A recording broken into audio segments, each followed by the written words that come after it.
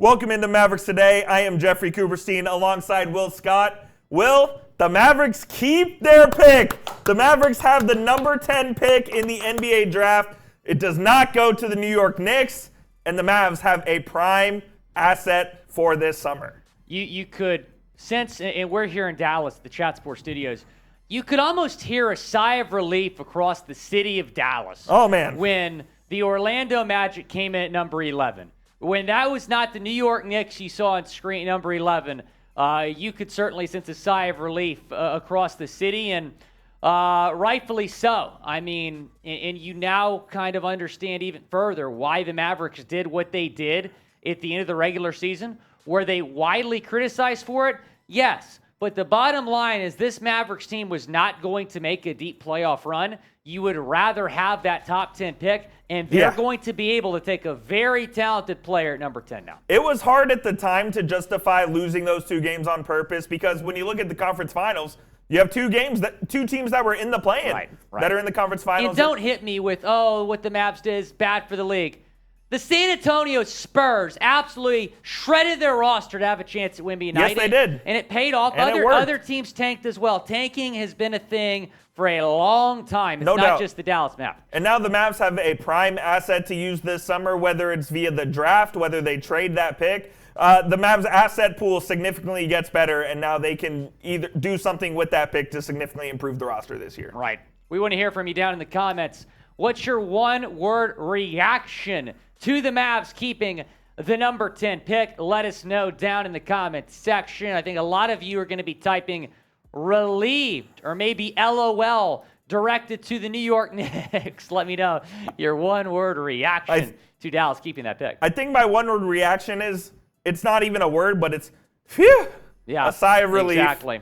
The Mavs have their pick. Now, someone I wanted to hit on this, Will, was Taylor Hendricks. I love Taylor Hendricks. Taylor Hendricks has been mocked to the Mavericks by a lot of people, by The Ringer, by ESPN. He's a popular pick among circles to be selected by the Mavericks at 10. What are your initial thoughts on Hendricks, and how do you think he would fit in with the Mavericks? So we were actually having a conversation in the Chat Sports office before the draft lottery results came in, and we're talking about our favorite prospects.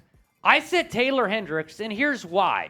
When you're a big man, when you're 6'10" and can shoot lights out from three, that makes you a very intriguing prospect. Taking a look at the numbers from this past season at UCF, 15.1 points per game, 1.7 blocks per game. He's an elite rim protector as well as an elite three-point shooter at 6'10", 39.4% from three. And Coop, this guy was not expected to be a one-and-done. He was the 59th overall player in the 2022 recruiting class, but he had an unbelievable season at UCF. Every single game raised his stock. So he goes from not even being a top 50 player in high school to being a possible top 10 pick. Wild stuff. Yeah, he was a fast riser over there at UCF, and I love his game. He's very athletic. He reminds me of a bit of a Trey Murphy of the New Orleans Pelicans. He can play the four, he can defend, he can shoot the three, and that's kind of the guy that the Mavs are looking at, whether it's in the draft or free agency or via trade.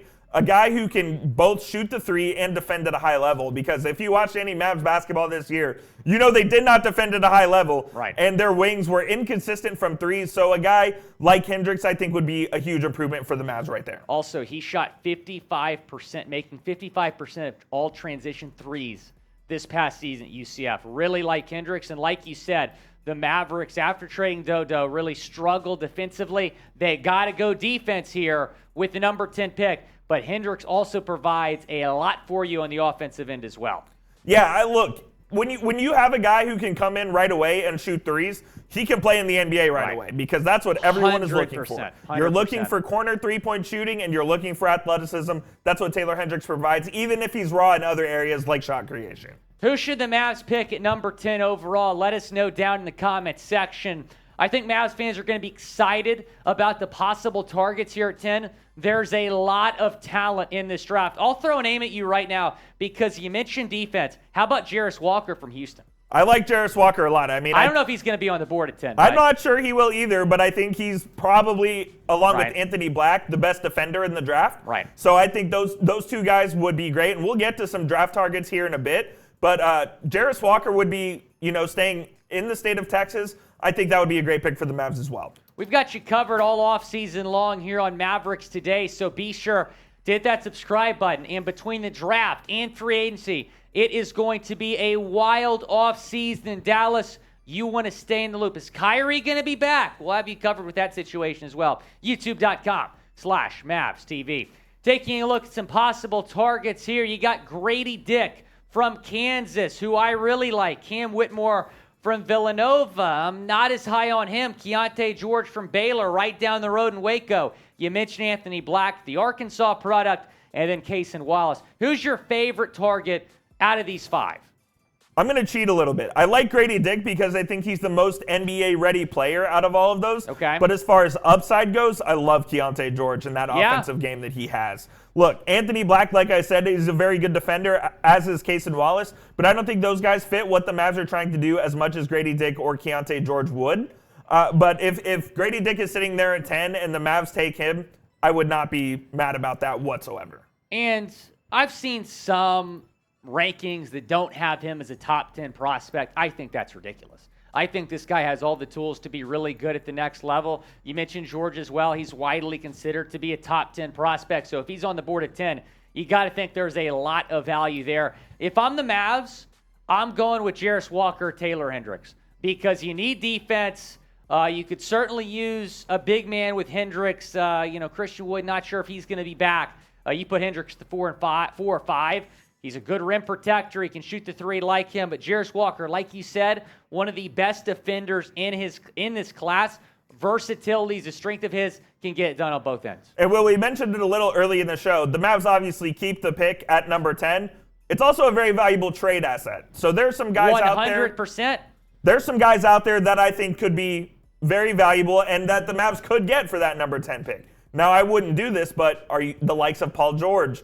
I know he's often injured, but I think a guy like that could be available for that number 10 pick. And I think the Mavs have plenty of options there as well. If I'm Dallas, do everything you can to bring Kyrie back. Have him be the number 2 with Luka, and then keep this pick. I think you need a little bit more youth on this Mavs roster. I think you would agree. Yeah, they need more youth and they need more athleticism. And look, if you have a guy like Taylor Hendricks right there and you're comfortable taking him, pair him with Jaden Hardy. That's a nice little young core. And Luka's still in his mid-20s, so he's not old either. So that would be a really nice addition to this team. But I also want to balance, trying to compete right away. If you get a veteran for that number 10 pick who can help you make a playoff run, it's something that Nico Harris and Amari Cuban will have to consider. Should the Mavs keep or trade the pick? Chime in down below. K for keep or T for trade. Let us know. Thank you guys for tuning into today's show. Will the Mavs keep their pick? We'll see what happens here in the future.